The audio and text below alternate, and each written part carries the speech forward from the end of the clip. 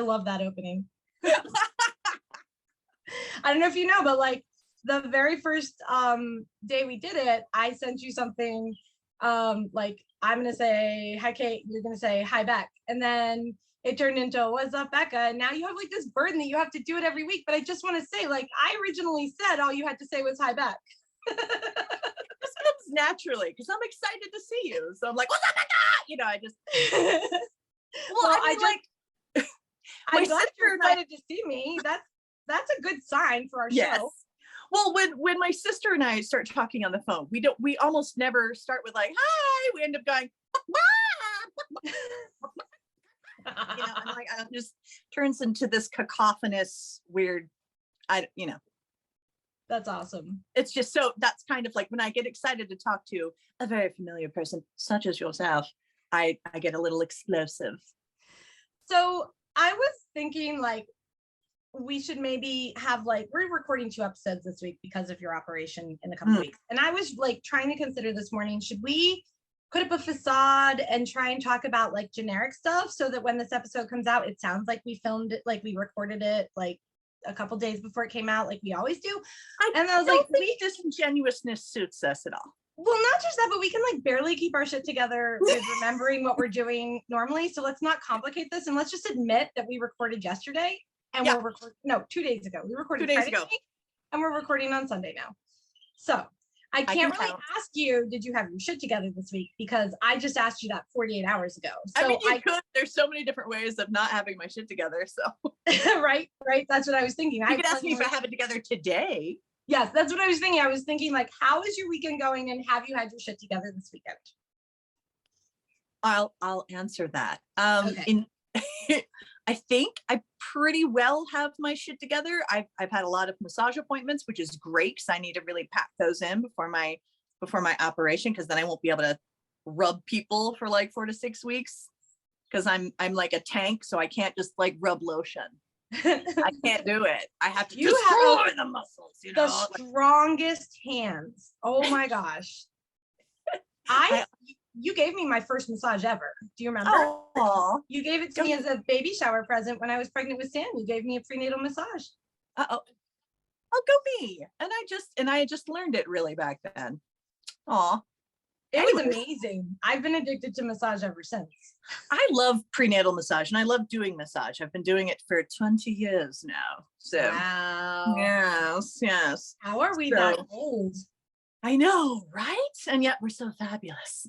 So yeah, I've had a lot of appointments. I had a lot of stuff going on Friday. I had a lot of stuff going on yesterday. I have a lot of stuff going on today.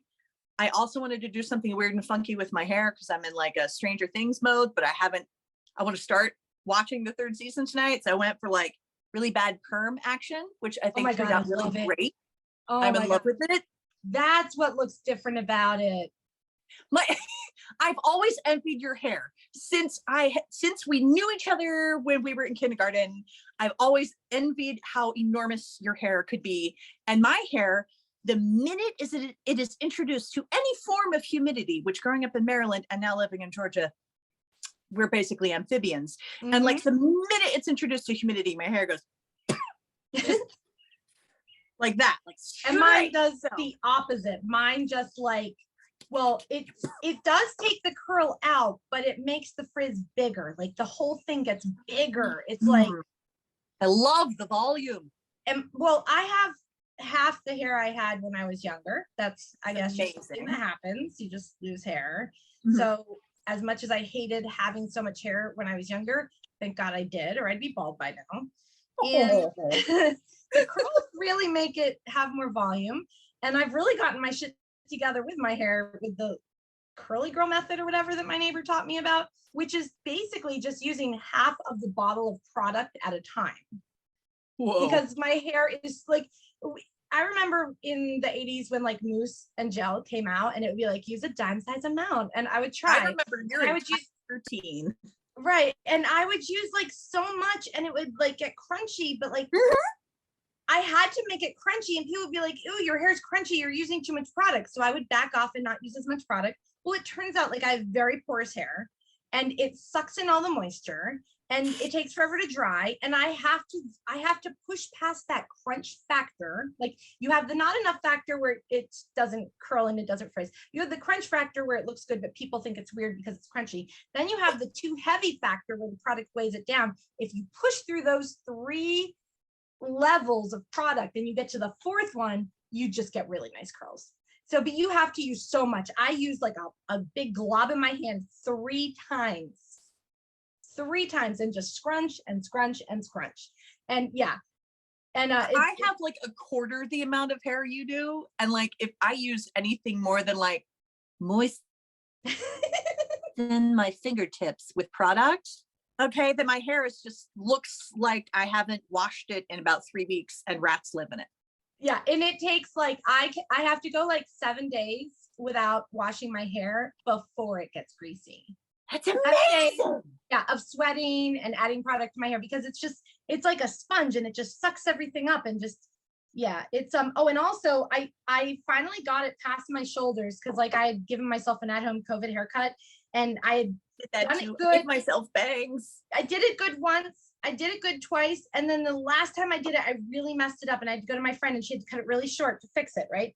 So then I finally, like when you're growing curly hair out, it looks good short, it looks good long, but it has this really awkward length where it just is like, it just starts getting wider and you just want to chop it all off. And you just have to live in ponytails for like a month until it gets past your shoulders and you're good. And it needed layers, it needed shape. It was looking kind of like, I don't know if you remember, like I was just wearing it flipped over to the side like it was the 80s again because I didn't know what else to do with it. And I just like, I'm talking so much about my hair and this is super boring for everyone but me. And I'm so sorry, but I just want to say like the anxiety around getting my hair cut, my friend promised me she was just going to cut off the dead ends and give it layers. And I swear to God, I swear she chopped off a foot, but she didn't. It's just that when you chop off a little bit, it gets lighter and it curls tighter and it looks like you lost a foot. Oh. The end. Love, Becca. Thank you for coming to my TED Talk on curly hair. I love hearing your curly hair rants and I have enjoyed that since we were children. So thank you for that entertainment. I enjoyed it. So to cut down on how boring I am this episode, I'm not going to let you ask me if I had my shit together and we're just going to talk about my hair this week. Okay. All right. Because really getting my shit together with my curls has been a journey. That is a journey. That is a whole journey. My hair was a bit of a journey this morning. I put more product in it to make it less, because okay, so what I did was like I put it in curlers, but if I put it in curlers, it'll sometimes just out because it's real silky and just so like I cannot relate. I twisted it and then put it in a curler and then it was just like it like noodles. It looked like noodles. So cool. But then I don't know how to unravel a noodle. I go from the top because that's how my hair works. That was the wrong thing to do. Then I learned I had to do it from the bottom and then the bottom was like, so I had to like put oil or it was a journey this morning. And unfortunately, when my first client got here, who was also a friend, thank God, I still had like 5 curlers in my hair. And he was like, oh, this is entertaining. I didn't know you were a person who put curlers in your hair. I'm like, welcome. But yeah, anyway. I don't know when this is airing, but I love your rainbow earrings for Pride. Thank you. I was at church this morning, Unitarian Universalist Church, for anyone who is wondering. It's not the type of church you're thinking. And I got Pride earrings from somebody. Oh, got a bunch of Pride stuff to hand out. So that was nice. And not to appropriate gay culture, I'm wearing them as an ally because I'm a mom. I'm a mama bear that gives out free mom hugs to anyone who has unaccepting parents. If your parents don't accept you as you are, I'm your mom now. On TikTok, my tagline is that I'm the big gay weird auntie. Yes, that works too. Yeah. Well, I'm just going to skip to our guest now because I am really excited about our guest today. This is our first collaboration with another podcast, and it's a podcast called Seriously Sinister. I found this podcast. I think I found it in January. I think I've been listening to it that long now. And I have quite a few true crime podcasts that I listen to. I listen to My Favorite Murder and I listen to And That's Why We Drink. I listen to a couple other, I listen to a couple other ones that are more like podcast versions of 2020 or Dateline that are not as memorable, so I don't remember their names because I don't know. I like the ones more. I like the ones that are more like this podcast where two people just talk about their lives and then tell you a horrible story. You know, I like those better. And seriously, Sinister is a new twist on that genre. And I have their website up right now so that I don't mess it up. The first line of their description is "True crime just got petty." It is it is a podcast about true petty crimes. And it is hilarious. And Trevin and Amanda do such a great job with this podcast. And they will, I guess, have like record it with sound effects in the background and make it more funny and dramatic, like, you know, like an old-timey radio show, like, you know, in Annie when she went on the radio with Daddy Warbucks or whatever, and like the creaking of footsteps and like the I love it. It's truly hilarious. And I have a petty crime that I need to write up so that I can record it and be on their show with them, because you know my petty crime. It kills in AA meetings. Oh my gosh.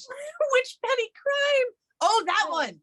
The keying the vehicles and the throwing the recycling bins all over the lawn and the running over the mailbox and the playing ding dong ditch and driving off and feeling like better. I wish I could have seen it, but at the same time I would have felt obligated to like stop you, but I would have wanted to help instead. So it was probably best that I wasn't there. Well, throughout the course of that very unhealthy relationship, every time I was mad at that person, who we can call Mr. C, every one of my friends would say, "You should key his truck, you should key his race car, you should."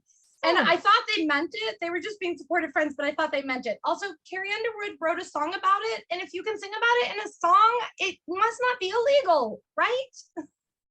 Yeah. He didn't have a verse about getting a malicious destruction of property charge and being on probation for 1 year. I love you. You're a criminal. That's terrible. So cool. Yes. So without further ado, I would like to welcome Trevin. Welcome, Trevin. Trevin, welcome. Hello. There he is. I love that you have Seriously Sinister next to your name. That we have to remember to do that if we ever get invited to do a collaboration, Kate. Put out the name of our podcast, our super long name that is like getting longer by the day. Yeah, I just put that in there. I've done a few collaborations and haven't, and I thought, why have I not been doing this? So I just recently did it. Very good idea. Oh, and the thing that I always forget to do, viewers, don't forget to like, subscribe, and share. You can find us on Spotify. Smash the subscribe button. You can find us on Spotify. You can find us on YouTube. You can find us on Instagram. And you can email us at our Gmail account. And my brother, the saint that he is, will stick all of these into the YouTube, and I will make sure to get them into the show notes so that you can find us and communicate with us and maybe do a collab with us like Trevin is lucky enough to do. So Frank is quite clever. Getting to the point. What's up, Trevin? Oh, not too bad. Not much. It's a Sunday, and I'm just recovering from a day of 2 little girl birthday parties yesterday. So, oh my gosh, 2 of them. How old are they? So I had my girlfriend's niece who was 2, and then Amanda's daughter was turned 4 yesterday. So I find it's easier if you only go to parties of twins, because I celebrated 2 5-year-old birthdays yesterday, but I only had to go to 1 party. Oh, I like it when it's stuff like that. My girlfriend comes from a really large family, so almost always the birthdays are doubled up. But apparently the other person who has the close birthday didn't want to double up, so I have to go to another birthday next weekend too. Oh man. I threw a birthday on Friday, but wow, that's intense. I feel you. I had 5 11-year-old boys in the house at the same time. Oh wow. Yeah, that was an exponential amount of noise. Something I got a little overstimulated. Maybe if you ever plan on getting married and having children, or not getting married and still having children, it's also an option, like I did. So I would like to have 1 kid eventually, but I'm not rushing it. Yeah, no need to rush it these days. And I see a cat tree in the background, so I think you probably have some little cat babies in the house. I've got 3 cats and a dog at my feet. Nice. I love Aw. cats. So, I did have you, 3. Aw. despite having to go to little girl birthday parties, did you have your shit together this week, Trevin? You know, I think I did. I am the type of person who I guess I would consider myself a self-improver. I've been doing it since I was 23. I'm 32 now, so I've about been at it for 10 years.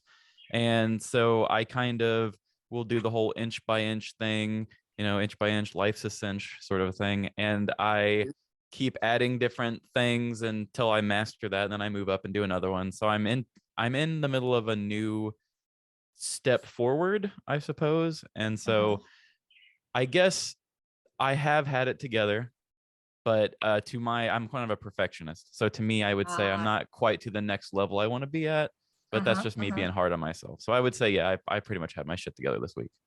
I like that inch by inch life's a cinch. That's awesome. That's Yeah, cute. I forget the original. It's like inch by inch, life's a cinch, and there's mile by mile, and I can't remember what it is. I want to Life say is it's a trial. smile. Life's a trial. Yeah, Yeah, that would actually make sense. but I can't really remember what the actual way it should be is. That maybe that is it though. Oh, I was gonna go with smile. I guess I'm being Polly Sunshine.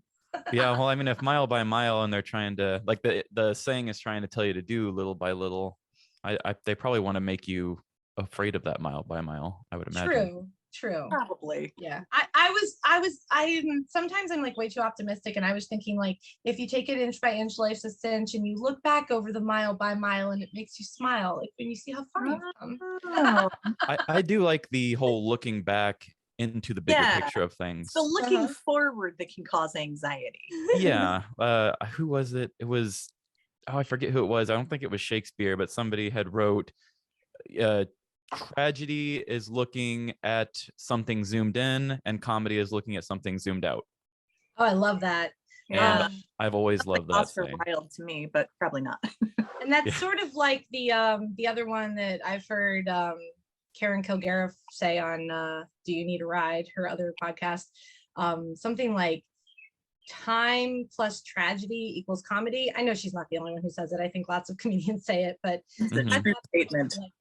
like when I woke up the morning after keying those vehicles and throwing the recycling around, I wasn't laughing.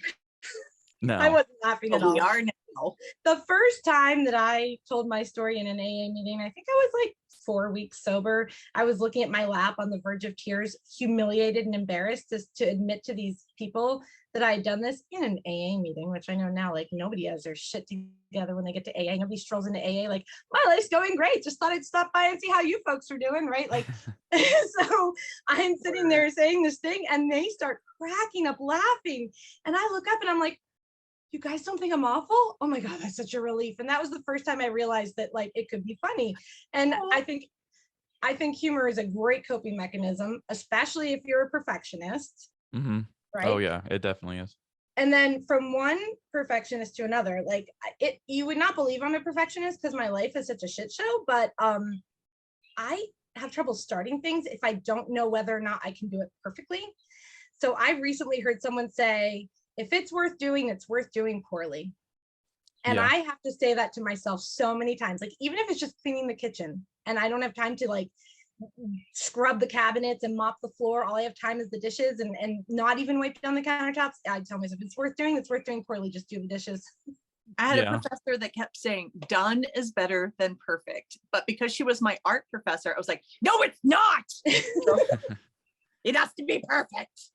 Yeah, I mean that's She what was they right. that's what they Done say better. is a professional finishes, the task, and an amateur doesn't. So I can see exactly where that comes from. I mean, for the longest time I was an aspiring musician and I couldn't tell you how many half completed album ideas and song ideas I have, but making Books. this show really helped me push through it. Every week an episode has to be made for the most part, and so it's like even if it's not perfect or not something I love, I got to throw it out and just keep looking forward onto the next one and not dwell on, oh, each episode has to be the best one I've ever done.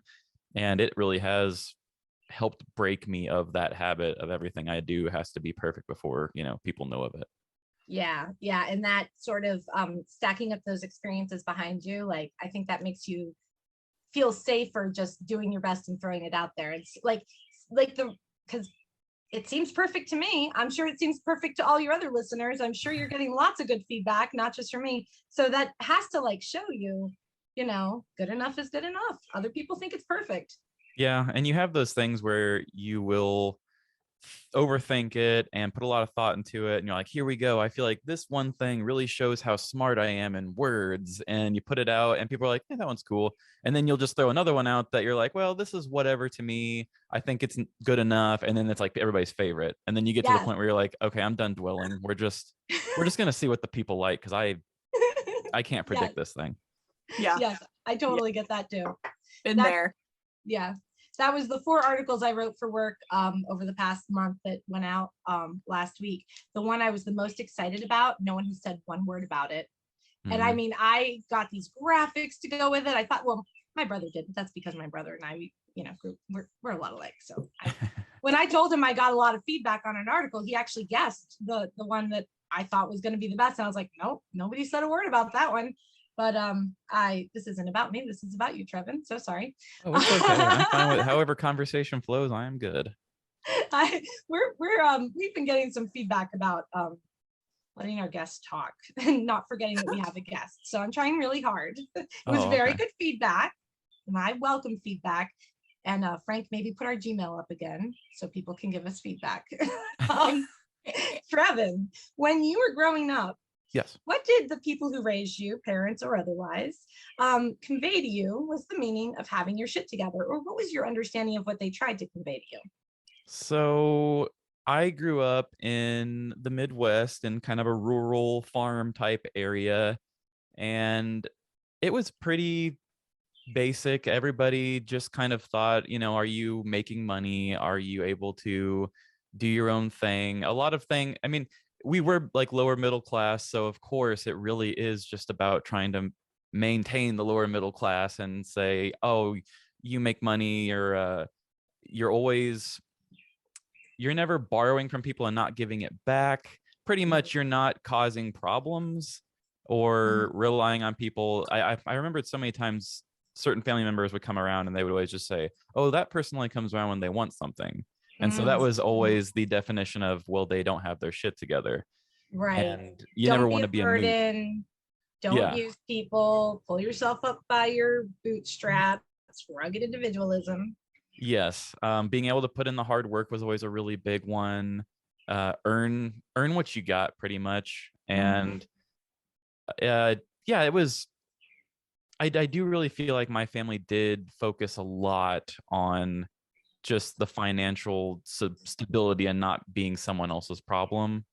And do I feel like I love that so much now? Not as much, but it really was the main thing. It was take pride in what you do, put the work in, and don't have to rely on other people for the most part. My family was always really big on chores and stuff like that. So I was definitely a kid that grew up with a set of jobs and stuff to do. And if you would mow the lawn, which I never wanted to do, I don't do so well in the heat. I hate it.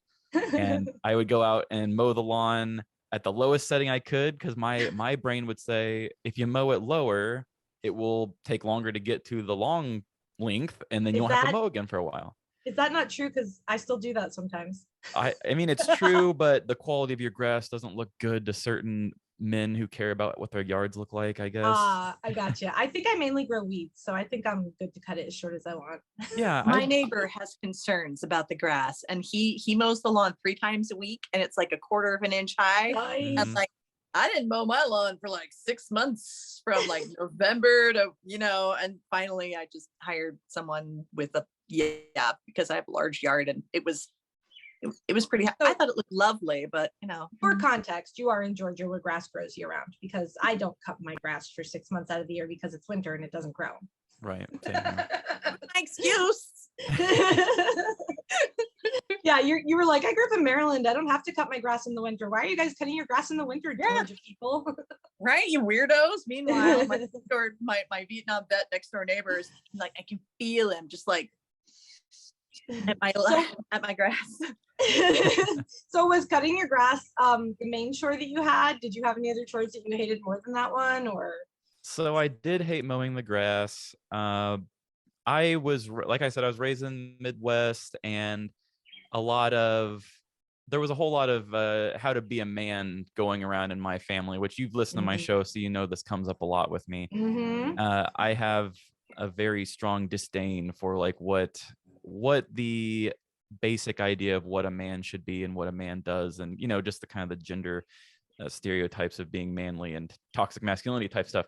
Right. So, I just want to interrupt you right there and just explain to people who are listening who misunderstand that term. Toxic masculinity does not mean that being masculine is toxic. That's correct. not what it means. It means that you've put a burden on a man to be stuck in a box, that there's only one way to be a man, and that men aren't allowed to do certain things, and that they have to do other things, whether they like it or not. That's what's toxic. We are not saying men, you are toxic. We are saying men, you are free to be whatever you want to be. I think Right. that there's a lot of people that misunderstand that, and they get so offended when they hear that term. And I just want them to just take a second, take a deep breath before you get mad. When we talk about toxic masculinity, we're on your side, men. We're not against you. Yeah, I've Sorry.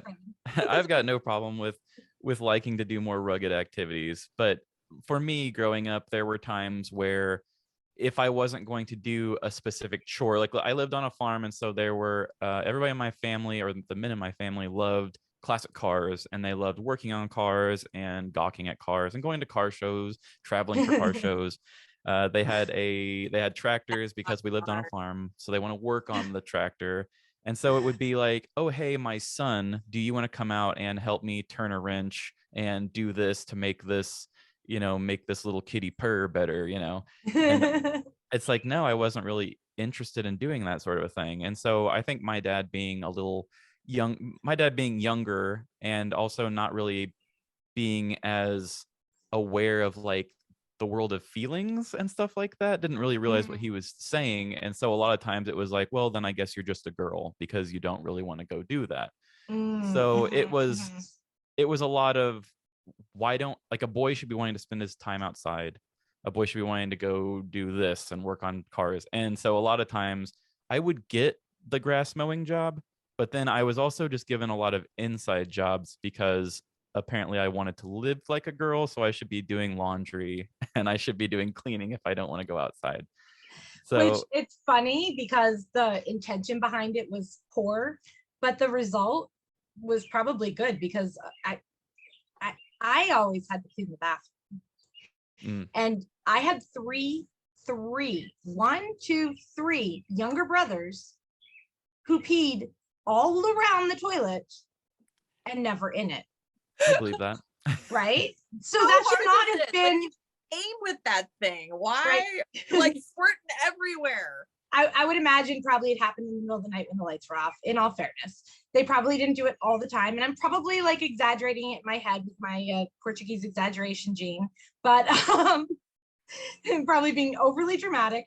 But I don't know. I just think like my sons, I was like, you need to learn how to do laundry because I hate doing it. You need to clean the bathroom because you're the one that makes it messy. You need to learn how to cook because I work in DC now and have a 3-hour commute every day. So you're on your own with dinner. Like, I mean, and they're better for it. And my 19-year-old is dating a girl who comes from one of those families where the mom does everything so the kids can focus on their homework and getting into a good college and going to a good school to get a good job. So I know sometimes she looks at me trying to get my son to do chores like I'm being mean, and I'm like, Julia, you will thank me later. If you plan on living with this man, trust me, you will thank me later. So that, I mean, so what, they made you do laundry and stuff. I mean, there are a lot of guys who don't learn how to do laundry until maybe their wife dies. That's pretty much it. I know plenty of guys like that. Like I've got, I still have plenty of guys that are friends, or friends that are guys, but like my friends, I do have one who he was always picked up after, and he liked to work on cars with his grandpa, and he mowed the lawn, but he never did anything indoors. Like he pretty much would get himself a midnight snack, just throw it in the sink and then walk off. And then the next day that sink would be clean again. That sink would be empty. Magic. Yeah, Magical like magic. Elves. And he never once did he show like thanks for it, or did he even show awareness of how that was getting done, even though there was like a slaving grandmother in the house that was always cooking and picking up after him. And he ended up being my roommate after that. And Oh my gosh, was I so thankful for the skills that I had gained from myself as a kid, because to this day, as a 34-year-old man, he still doesn't know how the dishes get taken care of. And he now lives with a girlfriend who is keeping up that magic lie, I suppose. What's up with Wow. that? I really don't admire folks who don't know how to be independent. I have a hard time with that. And I could not respect a man who didn't know how to take care, an adult man who didn't know how to take care of his own shit. Right. Yeah, it really bugs me too. Yeah. I mean, there's a difference between living with another person and dividing up the responsibilities in an equitable way, and everyone's happy with it and everybody does the thing that they're good at. That's fine, right? That's fine if he always cuts the grass and she always makes the dinner, if that's or he always cuts the grass and he always makes the dinner, like whatever is equitable for the relationship, right? But it's not okay to come into it not knowing how to do anything, right, and expecting the other person to just completely take care of you. Yeah, and I'm so glad that I can handle everything if I need to. I mean, I probably can't work on my car, but other than that, I can do everything else, and I can, stand on my own 2 feet if I need to handle that. So those were chores that I got a lot. My mom was a little weird about stuff. So if she found a spot, like let's say I had to vacuum the living room, if she found one spot that I missed, she would make me vacuum the whole room over again. Oh. And so that was like a weird OCD thing that I think kind of stuck with me. But other than that, yeah, those were the chores I had. When you say it stuck with you, does that mean you do it to yourself now? I don't do it to myself, but it's like one of those things where it's like you got to make sure you do it right, because mom may come by and point out that one thing you missed, and I don't want to waste double the time. Yes, I gotcha. So, but if you missed a spot, you would just go clean that spot. You wouldn't do the whole room again. No, I would not do the whole room again. That's the beauty of being independent. I did have this flashback when I was doing the dishes yesterday. I had put some in the dishwasher and hand washed the rest because I went a week without doing the dishes again. Whoops. Progress, not perfection. And as I was taking I love that. Progress, not perfection.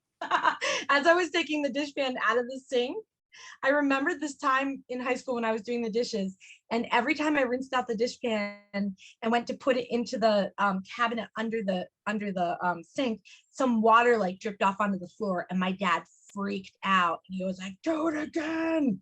And I'm in tears, and I'm like, I'm not doing it on purpose. And he's like, how are you getting water on the floor every time? It was this horrible thing.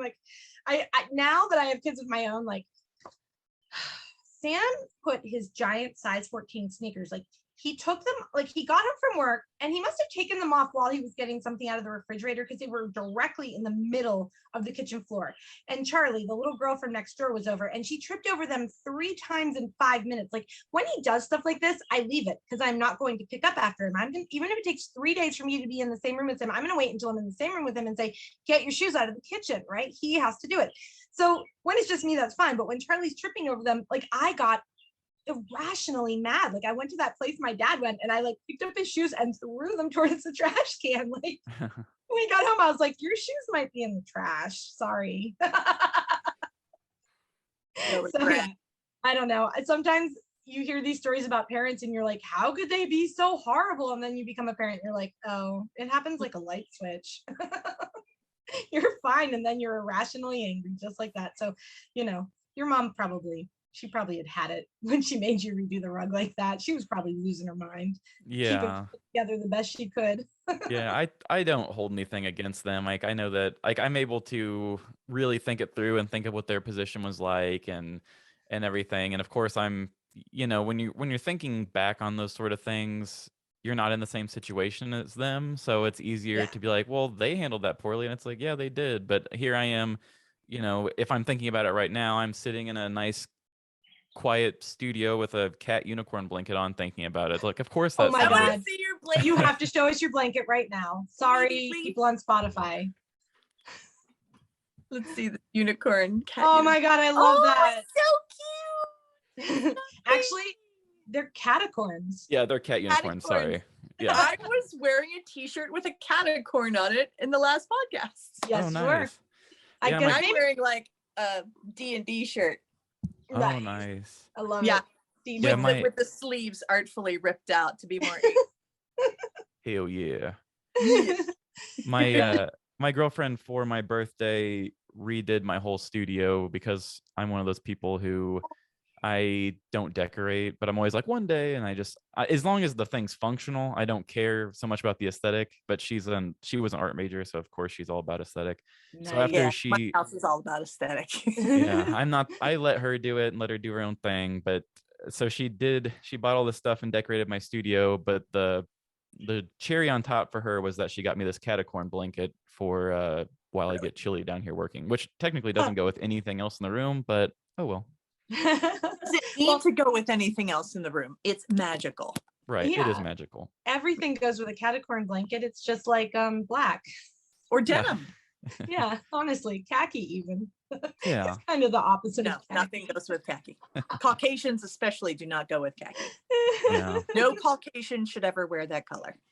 So you've already kind of touched on this, Trevin, but now that you are an adult, Yes. or at least of the age that people are considered adults legally, Your prefrontal cortex is fully formed. right, Yes. correct. Do you has your definition of having your shit together changed? What is it now? It has. I am probably to an overly done amount. I'm very self-aware, and like I said, probably a little too much, but I do not like it when people aren't self-aware or not really sure of them, like not sure of themselves, not really aware of the things they're doing, kind of like that roommate who doesn't realize that his sink is magically getting clean and stuff like that. And I feel like with my family, it was all a lot was on finances. That was such an important thing, and I don't think that is as important. But I think sometimes, the American dream can be just chasing after uh, reaching that next financial level. I don't care so much about that, but kind of like how my parents were, we're saying, do people have to rely on, or do you have to rely on other people? But I think of that more now in like a emotional kind of way, or in, yeah, like, do you need people's support? And with not being able to handle, I'm not wording that correctly. Basically Like- self-awareness to where you're not really hurting other people by the way you act and by the things you do, because you can see what you're doing. You can measure your own mental and emotional health. Yes. And I think that's extremely important. My Yes. family, I think, put such a big thing on the whole financial burden of other people needing to rely on you, that I am now more of, do people emotionally have to work around you?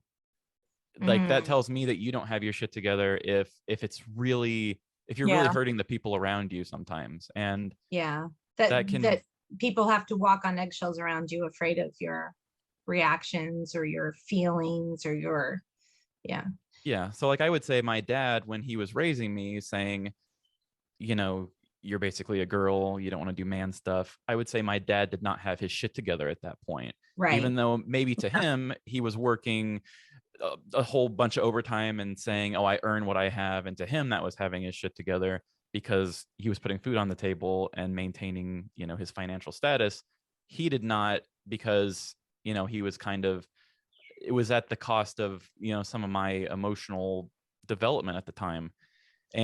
But now my dad has gotten a lot better with that kind of stuff, and he's been great to talk to. And I feel like my dad has grown so much from that point. As a kid, you look at your parent and you're like, oh, well, this is an adult. They've got it all together and they've got it all figured out. And now my dad, that was over 20 years ago. And it's like, no, my dad still had a whole lot of growing to do from the eyes of a child, thinking you've got it together because you're an adult. But there's just so much, to me, that is getting your shit together. I've got some friends and people that they aren't super self-aware of the things they're going through, and it can make it very difficult on the people in their lives. And it's, to me, that is, I've hyper focused on just feelings and how you help other people out and how you affect other people's feelings with the way you act. And to me, that was something that I think made it harder for me growing up. So now as an adult, I am very focused on making sure that I don't do that to other people. And so I am probably a little too self-aware of myself, but self-awareness does a lot for people. And that, and I also think just emotional fulfillment of finding something that brings you joy is super important. And Oh, that's kind hell of yeah. having your shit together. Yeah. Yeah. So you've So traded financial security for emotional maturity. Yes. mhm. Yeah. Emotional security. And self-fulfillment, Yeah. you know, taking joy from the work that you do is so important. You could pay me $1 million a year, but if I was miserable in my job, I just wouldn't even take it, you know.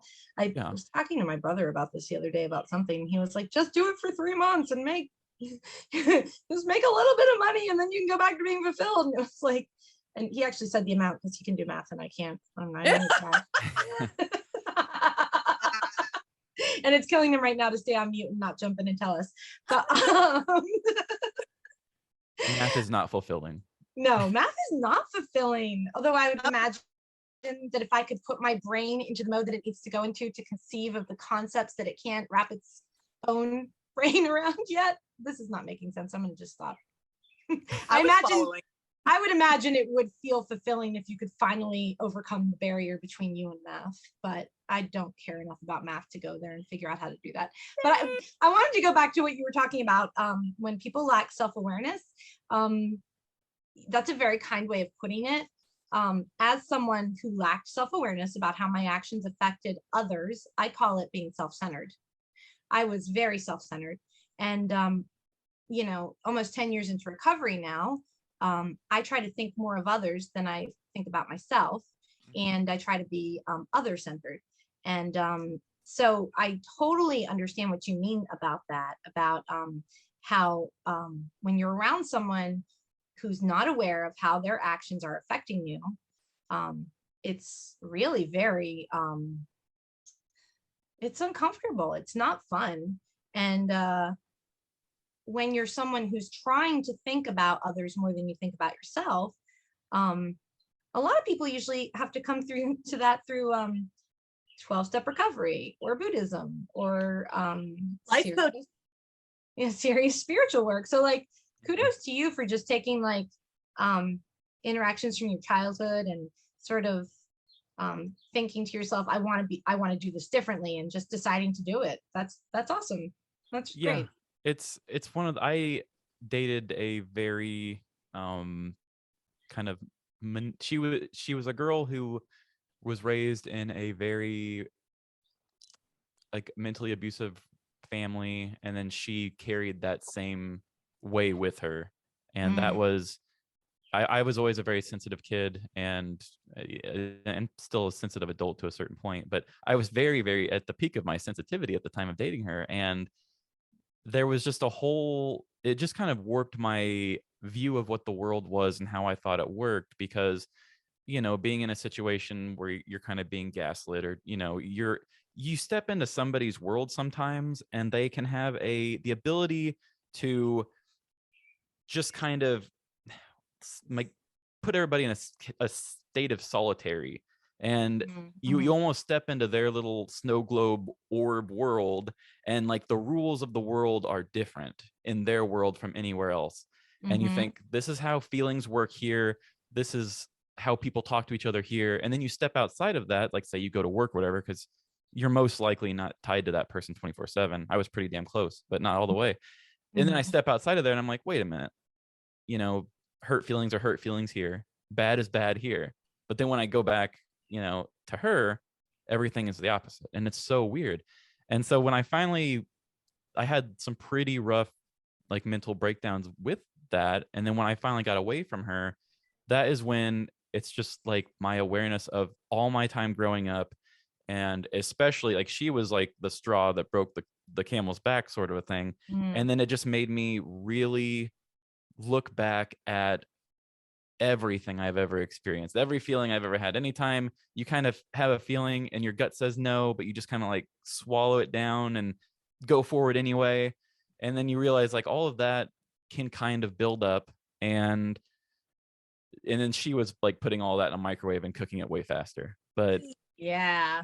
looking for at it helping now, make progress. yes, like so I can look back at that, and a lot of mental growth came from that. And as much as it sucks, and it's a what I would consider to be a dark time, it was something that it taught me a ton. And then I did get into therapy probably for the wrong reasons at first, and then therapy did help me with that self-awareness. And so I like to see people who are aware of the things that they're doing, because that way I don't have to get to a point where I assume the worst intentions in mind. Right. Because sometimes they say, well, what is the saying where it's like, do not assume ill intent or like evil intentions, when sometimes people are just, quote unquote, like dumb, like they just don't really know what they're doing. Don't assume that they're doing it to be mean to you, sort of thing. Right. And I think it can go the same direction with a lack of awareness. Don't assume that they're being evil to you. They just don't really realize what their actions do to others around them when they're just kind of focused inward on what's going on. Yeah. One thing that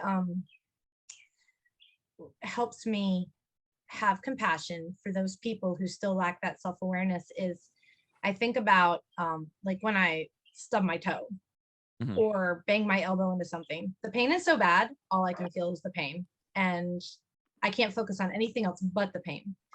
So I try to tell myself that a person who's acting very self-centered maybe is in so much pain that all they can focus on is their own pain, and they don't even realize that they're pulling everyone else into their pain vortex.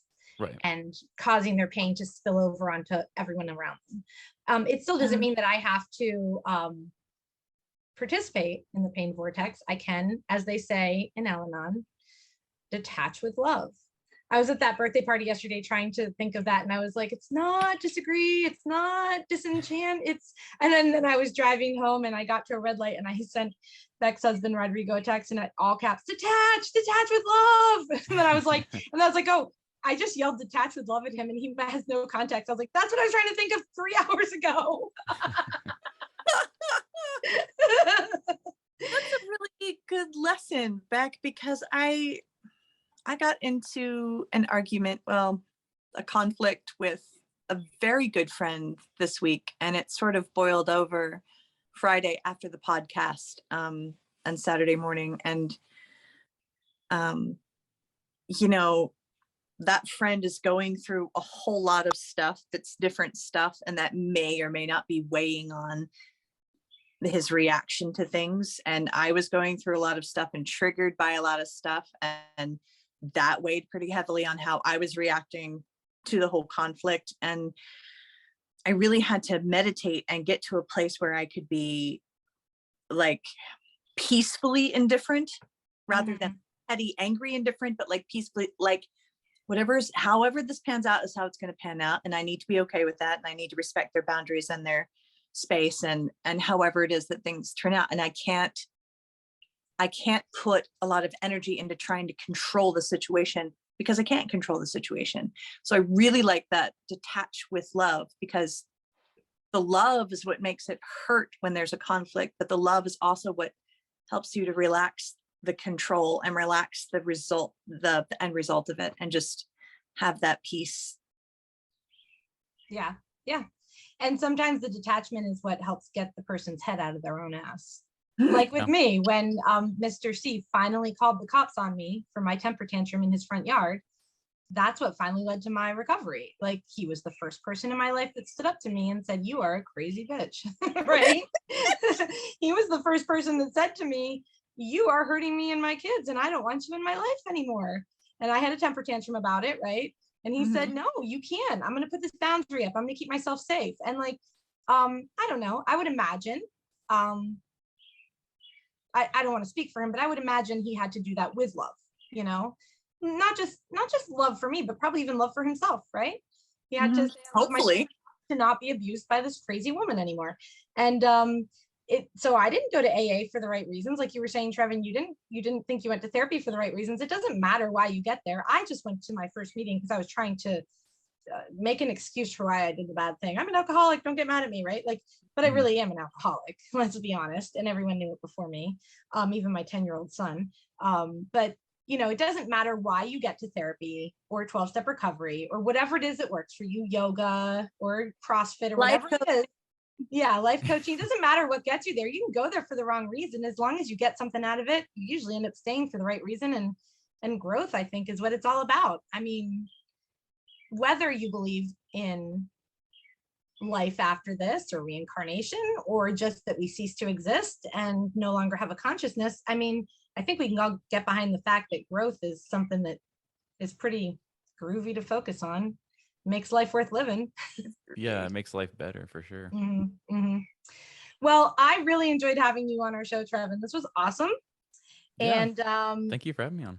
If Amanda ever has time to come on the show, we'd love to hear if she has her shit together too, which I know once you've had a new baby can be really hard to keep your shit together. I had her this close to coming on with me today. I did. Aw. But she didn't have her shit together after that birthday party. I'm not I sure gotta tell you, have shit together after throwing a kid's birthday party. Yeah, If with a you've newborn ever- too.